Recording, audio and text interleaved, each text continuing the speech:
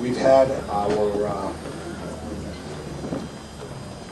administration, first 37 days of our administration, we worked very hard. We put together a supplemental budget. We paid hospitals $248 million. We hired what I consider a very good team, particularly commissioners. I think very well, very experienced. The average age is probably a little higher than most of us would like, because we don't like getting old.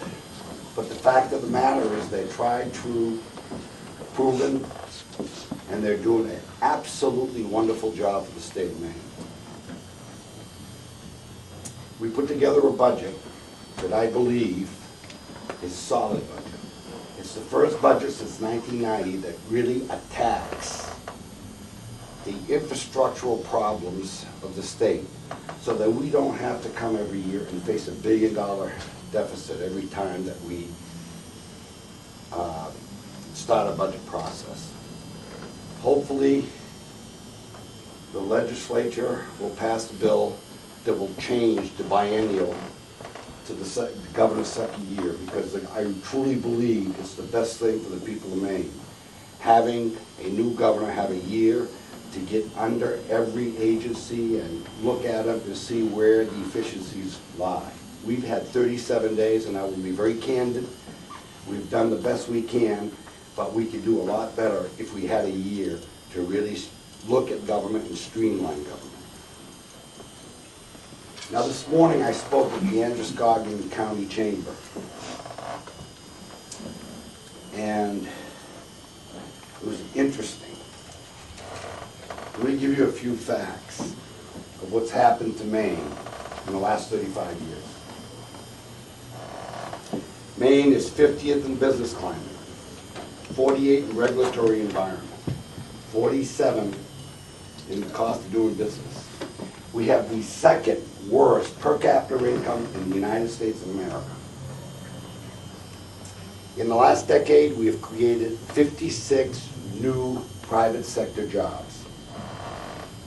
In 1990, the state of Maine, energy costs was 16% above the national average. Today, 2011, the national average in energy costs, Maine's number is 42%. We are 42% above the national average. In 2000, we had 200,000 people on Maine Care. 2011, we have 300,000 people on Maine Care.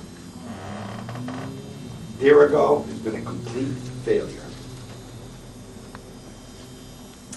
Energy costs are made up of three things. Production of energy, T&D, which is transmission and distribution, and then government. Recently, the loyal opposition has voted to add $25 million to our energy costs. That's going in the wrong direction. We have a company in Millinocket that closed its doors, and we tried to sell it. In order to sell it, they needed competitive energy costs. So they were going to build a biomass plant. The biomass plant was going to add additional costs to the ratepayers. So we've tried to find an alternative. It didn't work. We have another plant in northern Maine. Another company is willing to come to Maine, build a plant. They've been looking at Maine now for several years because we have potato production. They're in the potato business. Problem is, they can't afford our energy. The loyal opposition has been trying to add, these are some of the things that they're debating. Fortunately, many of them have been killed But this is what the loyal opposition wants to talk about. They want to limit CEOs to $70,000 a year to the governor's salary. They want to add $25 million to the energy costs. They don't like my welfare reform. They desperately don't like my tax relief. Now, I said earlier, Maine, the state of Maine, is the second worst per capita income in the country. The quickest and easiest way to put money and to raise the cash flow of people in the state is to lower the tax burden. Lower the energy costs, lower the healthcare costs. We're working on a bill right now for healthcare reform in the state of Maine. It's not even on the floor yet. We're already hearing rumors that they don't like it. They haven't seen it yet, but they don't like it because Governor LePage is the one that proposes it. Now, I will tell you this, we've not had a good relationship with the press. And that's because, very simply, I'm a blunt speaker. I try to speak the truth and what I truly believe. Am I always right? No. Do I speak out of turn? Yeah, I'm not politically correct. I have not mastered the art of speaking of both sides of my mouth.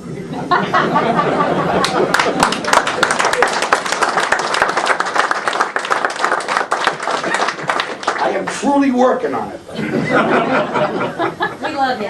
Yes, sir.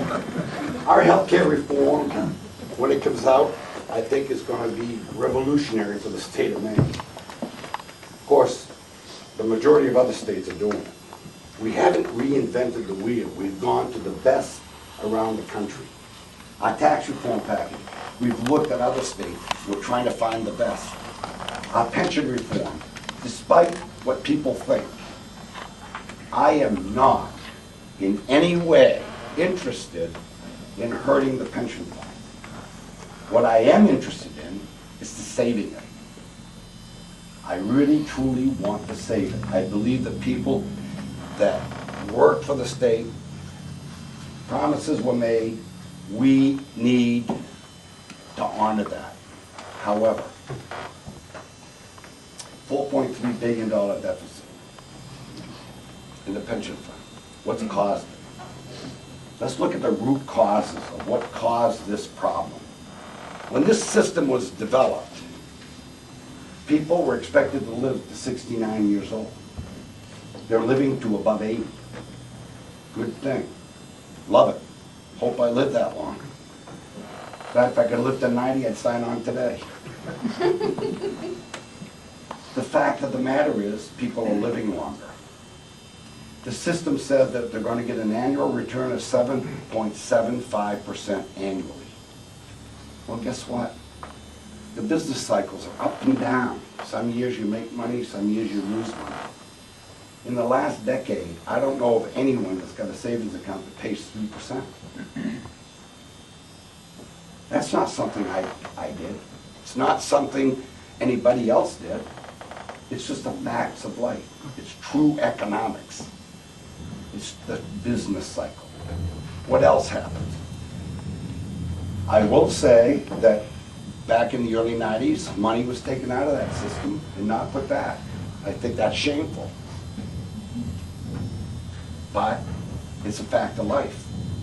In the last 10 years, they've kicked the can down the road, leaving it to our children and our grandchildren.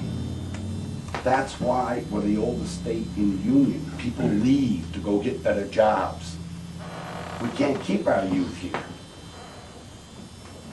So what we need to do is we need to face up to the fact that we're in tough shape and we need to fix it.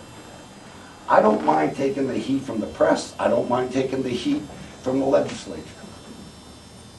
But I will tell you this, I do want to fix this problem.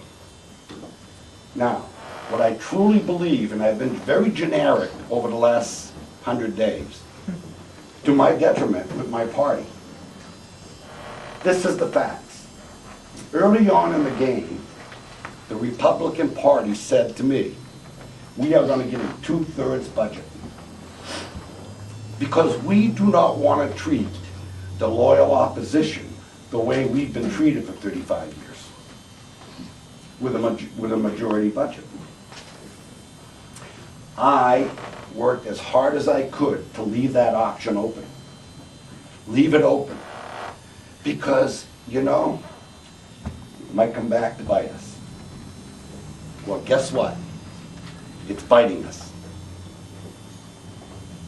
The fact of the matter is, the loyal opposition yesterday had their 100-day and gave me an F.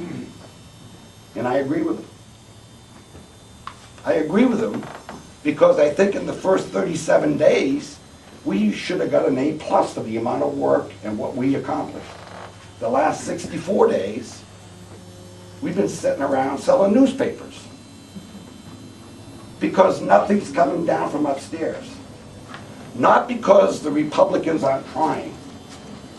Because what's happened with the loyal opposition is they say no to everything, but they have not put anything on the table. If you don't like our regulatory reform, make a suggestion. If you don't like the pension reform, where we're going to save $500 million in the next biennium, we're going to cut the deficit of $4.3 million down to $2 billion, not million dollars, $1 billion, and we're going to cut that in half. If you don't like that, give us a suggestion. Put something on the table. Tax reform. We're asking for $203 million to go back in the pockets of Mainers. We have three options that we have in mind. The best option, the one we have on the table right now, helps small business. They're saying, no way, we don't like that. Okay. What's your suggestion? No suggestion, but we don't like yours. Well, I need 2/3 vote. I know the leadership in the Senate, the leadership in the House are working overtime to try to get consensus, to try to get the 67%. If you don't like my taxes, send it upstairs, but we're being told we don't like it. Now, folks, it's time that the Maine people stand up and help us. Because it's not about me, it's not about the legislature, it's about the Maine people. It's about bringing prosperity back to Maine. Have the job creators create jobs. The one thing that we must all agree on, you need someone to sign the front of the check in order for the employee to sign the back of the check.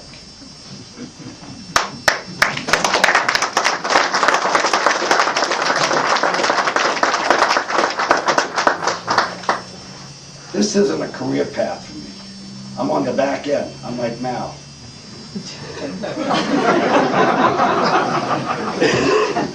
I mean, you know, we're going to do this for a bit, and then it's time to retire. In fact, we're looking at wheelchairs.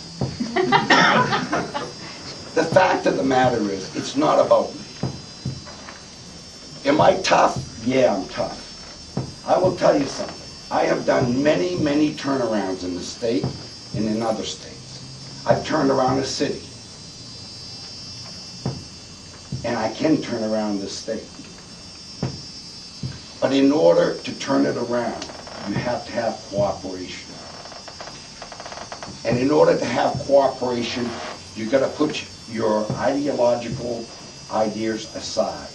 And you have to balance a budget. Now, if you take a look at LD1, which is going to be debated this afternoon,